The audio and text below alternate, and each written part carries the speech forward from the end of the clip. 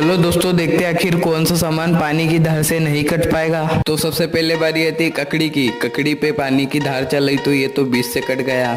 तो अब बारी आती है लंबे से बलून की। तो इस पे पानी का धार चला है तो ये तो फट जाता है। तो अब बारी आती है केले की। केले के ऊपर पानी का धार चला है तो ये तो बीच से कट जाता है। अब बारी आती है हाथ की। उसे देखने से पहले दोस्तों, अगर आप इस वीडियो को लाइक एंड सब्सक्राइब करते हो तो आपको रास्ते में एक न्यू मोबाइल मिलेगा और कमेंटों में अपना नाम भी लिखो। जैसे ही हाथ के ऊपर पानी का धार चला है तो इस पे तो चोट लग जाती है।